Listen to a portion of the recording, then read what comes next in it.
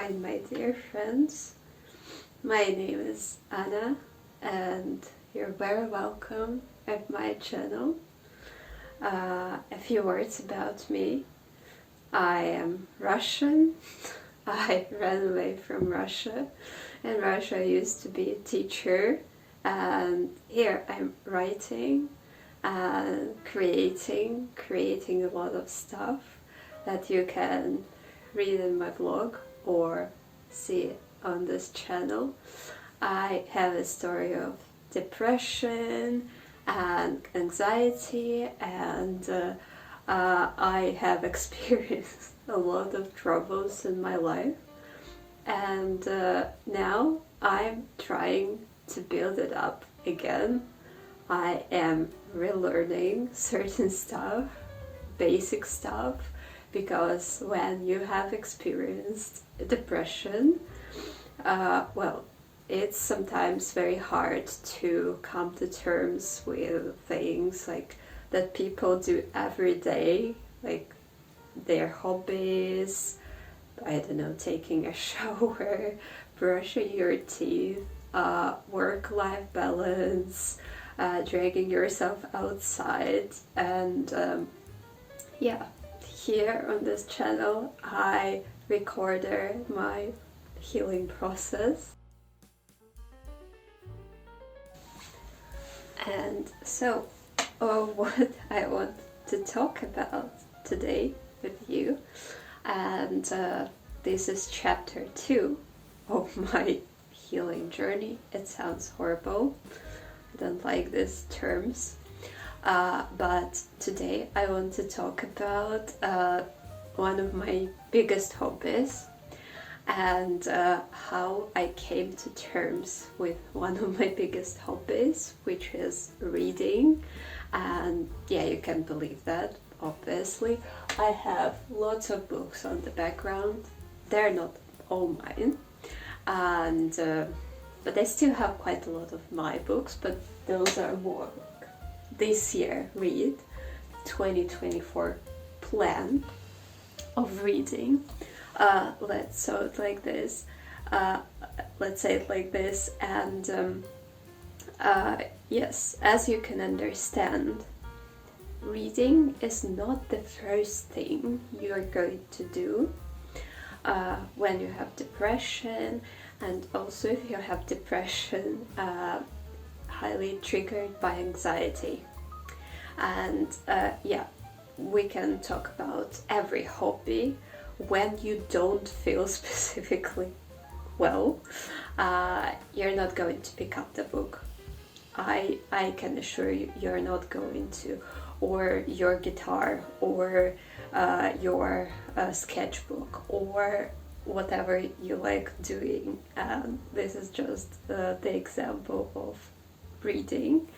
And also I think recently reading became extremely popular, and on the one hand it's amazing because reading develops your imagination. Reading is just great. Yeah, you just dive into a story and you spend time in a different world, and it also helps you kind of way to escape from the reality. But at the same time, I think reading became a bit toxic these days because everyone has long lists and everyone has made a video how they have read 200 books in the previous year. And yeah, I can say that I didn't read 200 books in the previous year, and I'm extremely glad. And this is what I'm going to talk about in this video. And first I want to start with my story. So yes, the story is as follows. I'm from Russia, and my family is not extremely rich, extremely academic. My grandmother used to be a math teacher, and mostly in my family people didn't have a degree, or they didn't go for a high level of education. But we had a very big library in my house, because I think in the Soviet Union, or in the post-Soviet Union, oh my god, thanks god, Soviet Union doesn't exist anymore. Okay, we don't support the idea of the Soviet Union. But yeah, the post-Soviet Union, people collected books just for collecting books. Reminds me of something. But yeah, because of the deficit, and if you could get something, you usually got it. You bought it and you brought it home, you put it on the shelf, and you thought, oh my god, I am so great, I am so cool, have this book. And I was a little girl who really adored reading, and especially I liked to be read. I was always chasing my family, asking to read a story or two for me for bed, when I was ill, when I was whatever I was. And I was registered in the local library because I was not really interested in the books in my house, because it was a random number of books. And I really escaped from the reality, because life in Russia is not the happiest, and my relationships with my family are not the best and not the brightest. And I just spent lots of time being in the story. I was reading a lot and a lot and a lot, and I could just sit and read till, I don't know, all the day. If I had the weekend, I could read all day long, and I really enjoyed rainy days. It didn't change though, so I still enjoy rainy days. And my neighbor from downstairs played the piano, and I remember myself reading Jane Eyre or something like this, and it was magical. It was really magical. My favorite book was Tanya Grotter, and don't kill me please, I know there are many fans of Harry Potter in this world. That was like a bit of plagiarism, but I don't know, it just touched something, some strings in my soul, and I really love it. I still love it. Maybe I will not reread it to keep this warm feeling, you know, this good memory in me, but still, yeah, that was my story of reading when I was a child. What happened then? I started to read progressively less. So the number of books diminished as I was growing up, as I faced depression for the first time, though I don't really remember myself without depression, so yeah, it's also an issue. But I also had anxiety, and older I became, more anxiety I had in my body, and maybe it was a trigger why I started to read less. And yeah, I think it's also a standard thing when you grow older. You have less free time and you read less and less and less. And I remember there were years when I read one book a year. I remember once it was Rebecca, only one book a year. I read it, then dropped it, then stopped, and then came back. And that was quite an achievement, because usually if I dropped a book, I was never back. Depression. Why depression makes it so much more difficult to read and to maintain any hobby, and why we usually have more energy to scroll the feed like on TikTok or on Instagram. I personally don't use TikTok, I'm too old for this, but Instagram, oh yes, or oh no. I'm trying to come to terms with this part of me too, because I'm slightly addicted, but we think about reading as a hobby. So hobby, it is something that should recharge us, right? Normally this is how it happens. It's like a circle. You do something and it gives you energy. But when you have depression, or in my case, like depression with anxiety is like the worst thing for me, because it just doesn't allow you to rest, and anxiety sucks a lot of energy out of you already. And reading, we don't really think how much energy it consumes, because we start thinking like, okay, I will just read a book and I will just have fun, and I will be like a child sitting under the blanket with a flashlight, and it will be magical again, like I was little. But it doesn't happen, and you feel disappointed, because can you imagine, you need to pick up a book, and there is a slight chance that you're not going to like this book, and or probably you are going to like this book, but it can be a bit difficult to read. And in this case, you will need to put an effort. Maybe it's classics, The War and Peace. I hate Leo Tolstoy, I'm very sorry. I hate The War and Peace. I read it in the 11th grade. We spent almost half a year reading again and again, so I don't like it.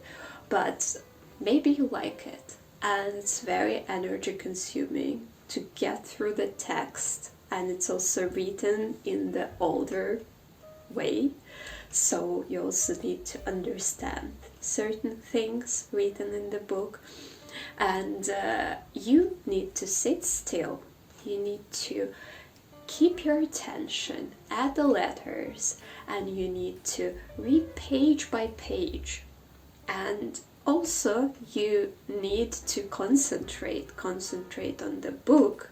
And it's not like the pictures are shown to you and immediately you feel this reward and you have dopamine. With the book it doesn't work like this, and you read it and you feel exhausted, and also if you have anxiety, it's like this every time. For example, I have anxiety, sometimes I cannot sit still, you can see it. And often when I sit like at the table, I'm eating or I'm reading, I'm still like swinging my leg or something like this, because I cannot really sit still. I have a lot of work to do on my mental health, and it's also a habit. And it's not something that goes away easily, because this is what you learn. This is your protective mechanism, coping mechanism, and anxiety is trying to save you from something that is not there anymore. And this is how reading becomes an obstacle. Reading becomes a very difficult thing to do, especially when something is going on. Because I am an asylum seeker in Germany, and now my life is plus or minus stable. But a year ago, when I just came to Germany, it was such a horror. And when I picked a book up, I just opened it and started to read it, and I just felt like I have no right to do that. I'm in therapy, don't worry. And because my life is going to hell and I have no right to spend time reading. But yeah, it usually doesn't work with scrolling because it takes you away and it gives you an instant reward, and you're scrolling, then you feel exhausted and you're angry with yourself. And possibly you are interested in solutions that I came up with for myself, because probably if you're watching it, you also struggle and you have a problem with returning to your hobbies. And what worked for me? Of course, you need to take care of your mental health, and of course, maybe therapy is not available always, but yeah, I think it's nice at least to talk to someone, to try to do some yoga, to come up with your mind, and also slowly, if you have like really big difficulties on your background, like in my case, because I wasn't able to return to my home country and I needed to build everything up from ashes again. So yeah, I want you to seek help, because there are more people who are good people than bad people. And yeah, so in this case you will move towards improvement. But if there is no specific reason why you are depressed or if you feel anxiety, in this case, what helped me, I read several books at once. It sounds a bit crazy, but it helped me to keep this motivation on a certain level, because when you start a book, you're looking forward to starting a book, and it's easier to go forward, continue reading, and read page by page. But at a certain moment, you might start losing motivation. And in this case, I picked up another book. And yeah, I read like several books at once. And yeah, I don't know how healthy it is, but when you have a lot of anxiety, but you still feel like reading is healthier than scrolling, and you want to do some reading,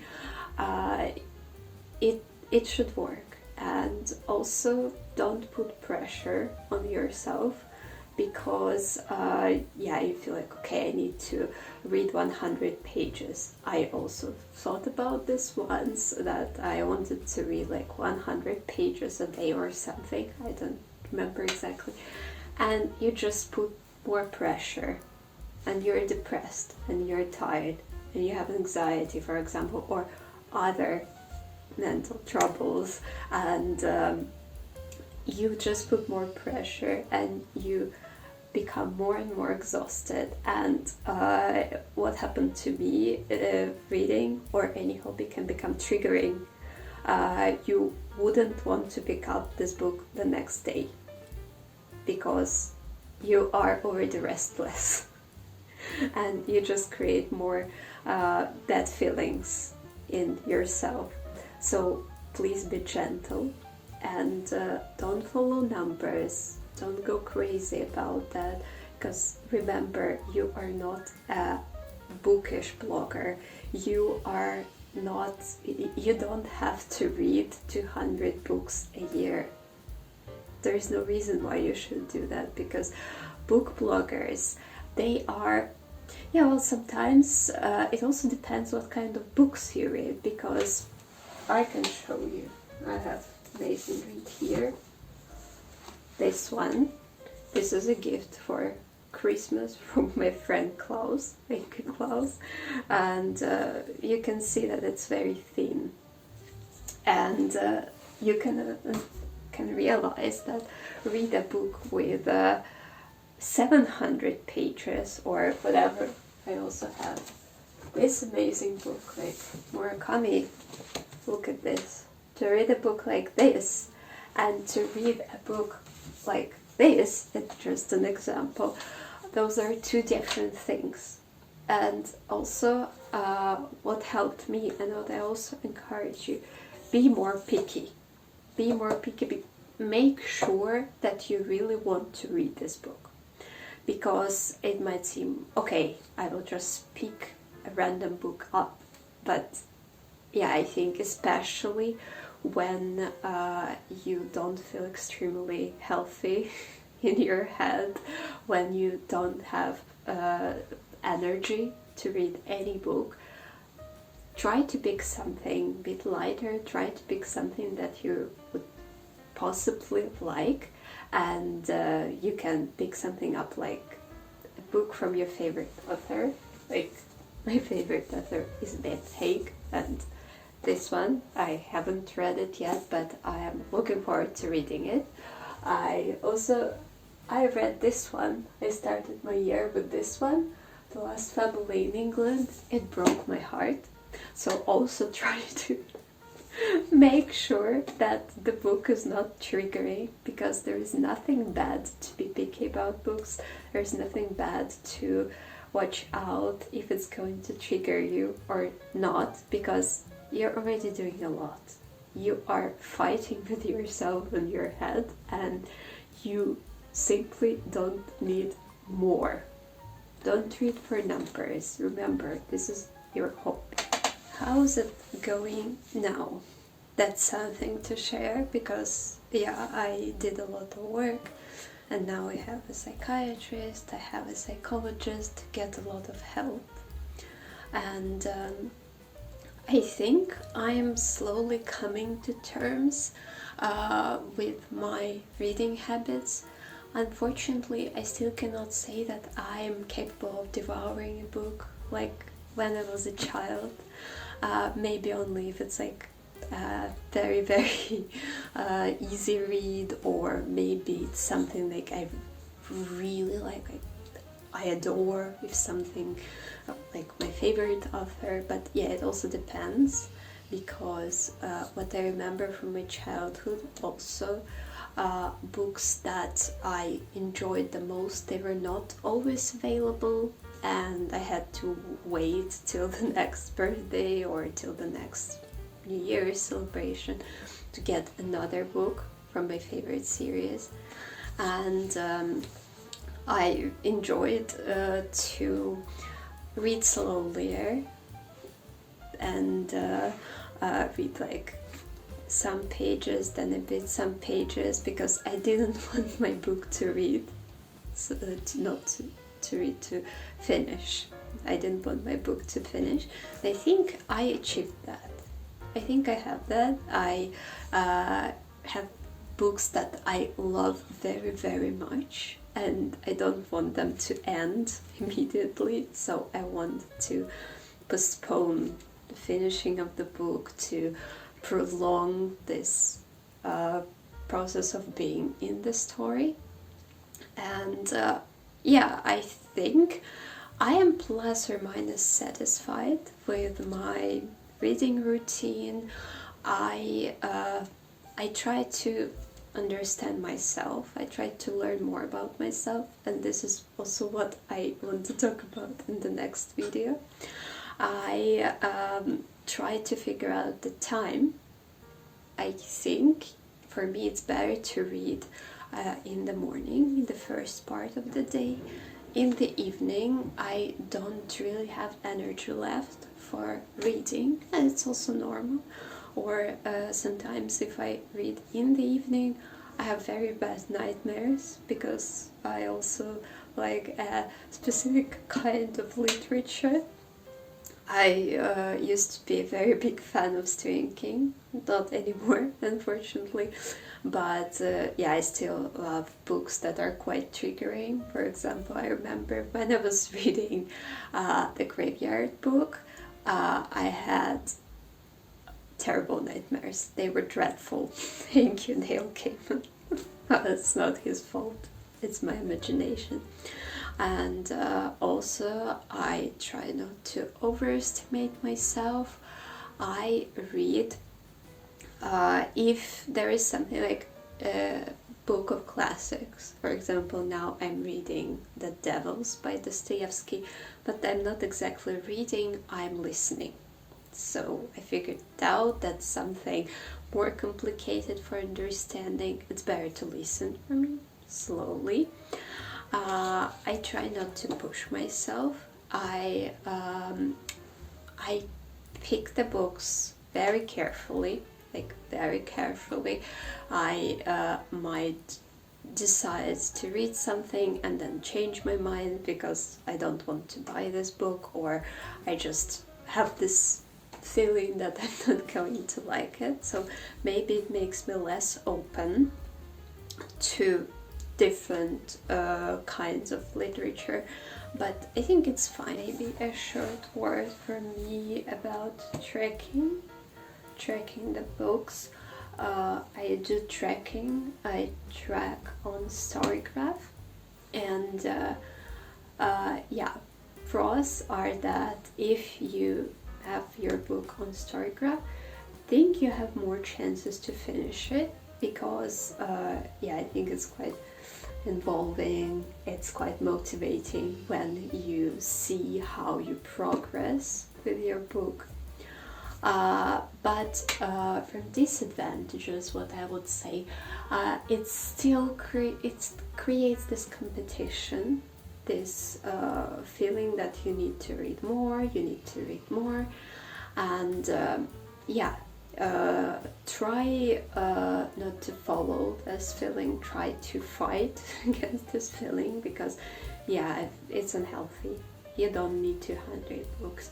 In the previous year I read 21 books, or maybe even 20, because I read this horror book which is called La Casa de los Espíritus. I can see it on the shelf.